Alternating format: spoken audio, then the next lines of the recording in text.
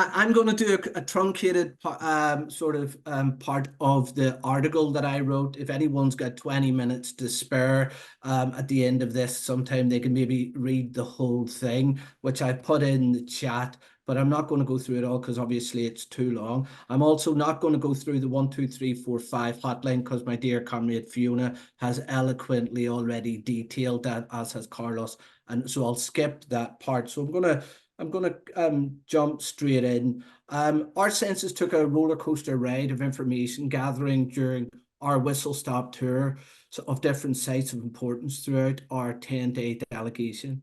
At the Peking University in Red Building, we were given a guided tour and presentation at the site of the CPC's early activities in the premises that fomented the revolutionary cause in China.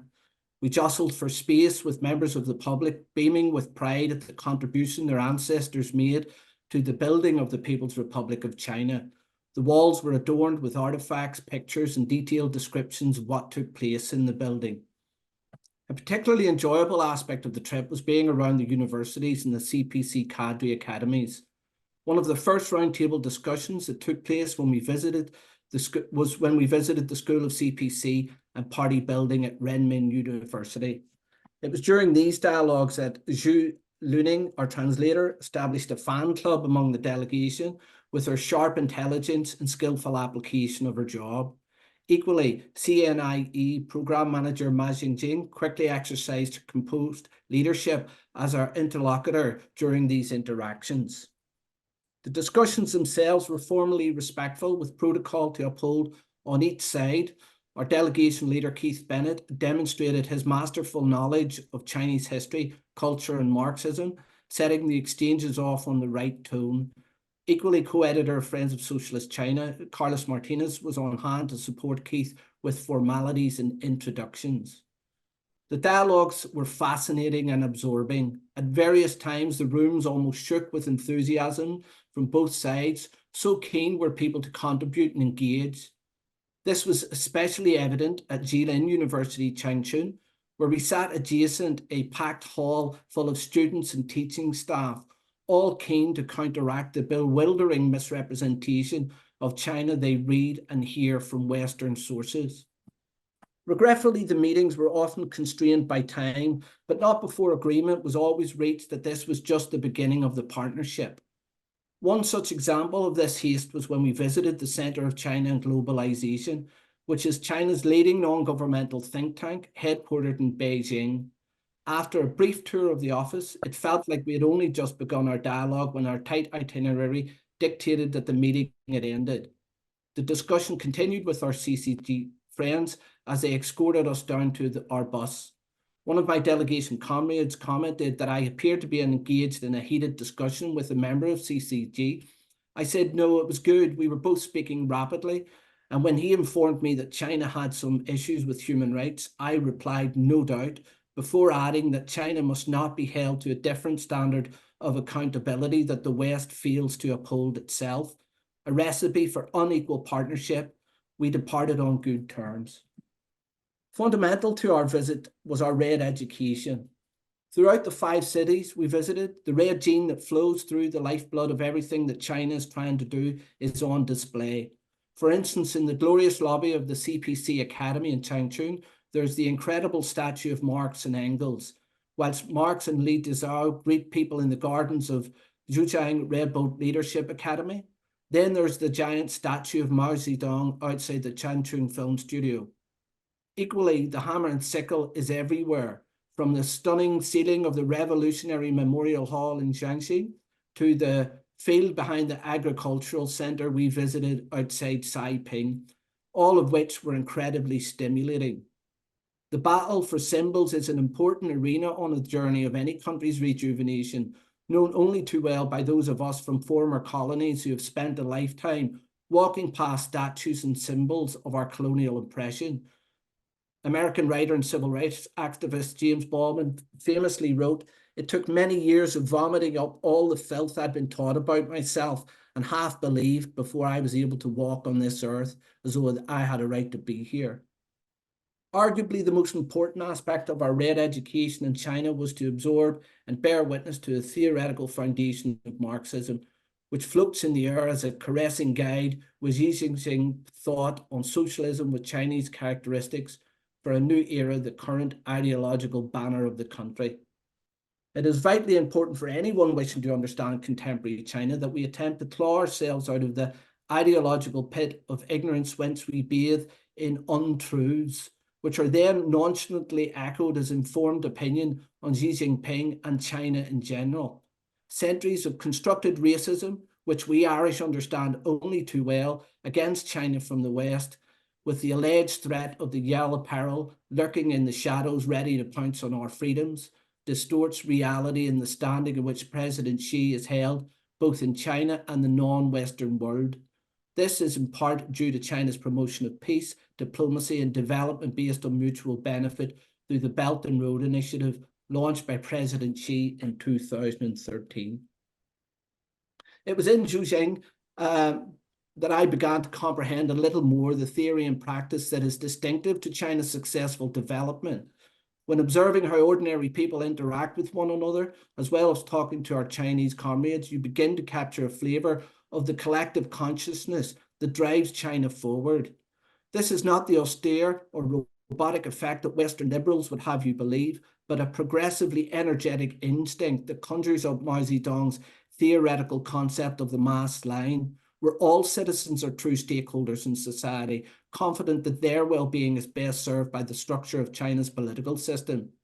This was encapsulated in Zhejiang Urban Planning Exhibition Hall, where citizens can see in 3D splendor, digital splendor, that what the next stage of development will be, juxtaposed to the stage of development they have come from. If Britain had a similar exhibition hall, they would be showing urban destruction yesterday, more today, and lots planned for the future. The first structural example we were shown of Xi Jinping's people-centered development was the Lilu Future Community in Zhejiang. This was a housing initiative encompassing Xi Jinping's vision of balancing the present with the future, with the focus on affordability and well-being. The well-being theme continued when we visited the Party Mass Service Centre in Zhejiang. This huge listening building is, amongst other things, a mental health base with a psychological wellness centre where you can see a therapist within 24 hours of booking. Whilst driving from Zhejiang to Hangzhou, at different times you're hit by the young vegetation everywhere. The motorway has beautifully pristine hedges that separate the lanes, which then become flowers as you get closer to the cities as the speed of traffic reduces. The immaculate maintenance of all green areas around the cities is testament to the ecological consciousness that Xi Jinping set about instilling in around 2004 while party secretary in the province. The environmental problems that China has had in the past are well known, which the West has exploited to its fullest in their unique hypocritical way. However, China is a country that learns quick and acts faster and is the leading nation in green development around the world. This is the application of crossing the river by feeling for stones associated with Xi Jinping. For China, investment in developing its ecological consciousness has manifold benefits, from creating jobs, developing areas like the Westlake and National Tea Museum for tourism, meeting global climate obligations, and also creating a visually pleasing environment that generates a soothing atmosphere for all citizens, irrespective of income. When we visited the ancient water town of Zhejiang, which is described as a fictitious land of peace and happiness, I recall a conversation with Luning during our stroll around the picturesque setting regarding people of varying ages wearing traditional clothing.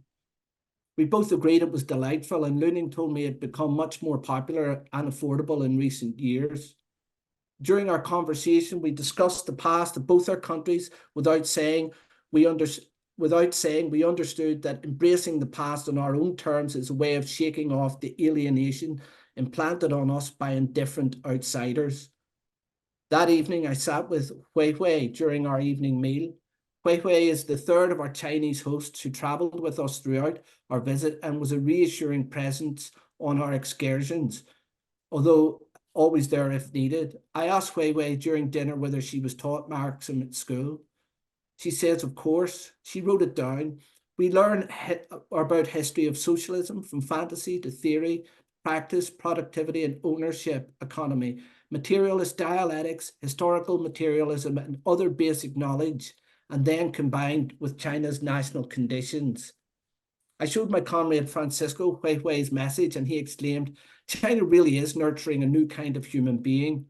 Awestruck, we deliberated the endless possibilities of young people's creative development in an environment that encourages the study of reality, and what wondrous possibilities it will mean for China, for us all. Jilin in the northeast China, which borders the Democratic Republic, People's Republic of Korea and Russia, was probably my favorite part of the trip. Of course, we already had 7 or 8 successful days behind us, built up a great camaraderie and absorbed so much positivity from our day-to-day exchanges. Perhaps I was just savoring every last moment in the knowledge the trip was coming to an end. Either way, Jilin, specifically Saiping, a city with a population of around 1.8 million people, which was dusty, somewhat dated, with some daring, if slightly surrealistic architecture on the outskirts of the city, radiated energy and was wholesomely uplifting.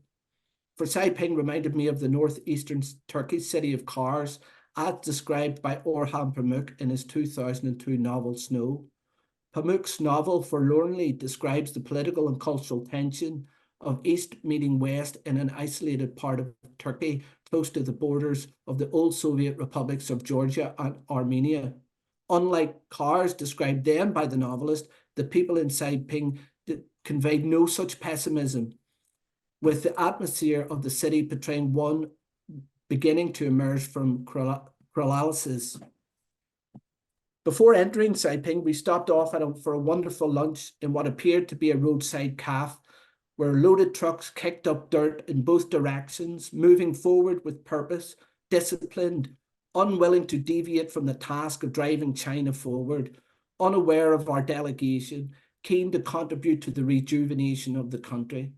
As we left the restaurant, one of the delightful people who had helped serve us food had my dear comrade Francisco and I whirled like 2 Catherine wheels in excitement at the genuineness exuding from our host. "We hope you enjoy China. We want you to invest in our country," she said in broken phrases. I'm near finished. Next stop, Saiping Memorial Hall, where we were greeted by a welcoming party at the entrance, including a formidable young man dressed in a Soviet-style coat who ushered us into the hall to begin our tour. The museum was a wondrous memorial to the heroic actions of the CPC, who fought 4 battles with the KMT during the War of Liberation in Saiping, which made it become known as the City of Heroes. At the end of the guided tour, we descended on the gift shop like gluttons, ravenous for red memorabilia, enthused by the chronicle of the local revolutionary history just recounted. The staff, mindful of our schedule, hurried to keep us on track, at which point my delegation comrade Danny Haifong started nudging me, saying, "Look at the police officer helping out in the gift shop. There's no way that would happen in the States." With dusk approaching, we left the Memorial Hall to walk onto the expansive Hero Square, appropriate in its vastness to enable peaceful reflection upon leaving the War Museum. As we started to take pictures and wander, we noticed little groups of people singing traditional Chinese songs. Upon our approach, they nodded in appreciation and dedicated a few songs in our direction. In response, we applauded in gratitude.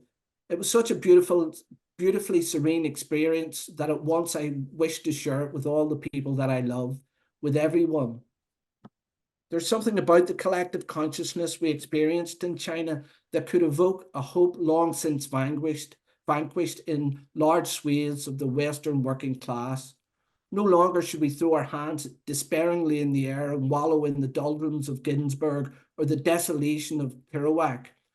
No, China is more like the land of Audre Lorde, where the future has no need to be put on hold, waiting for a new Messiah, and change is the immediate responsibility of each of us, wherever and however we stand. The Friends of Socialist China 2024 delegation to the People's Republic of China has borne witness to an inspiring alternative that truly puts the well-being of all its population first. To our own misfortune, may the working class choose to ignore or not fight for such a path with the age of multipolarity upon us. My own task now is to take President Xi's advice and to pursue depth. I may have visited the PRC, but I have a long way to go before I can say that I've reached China. Thank you.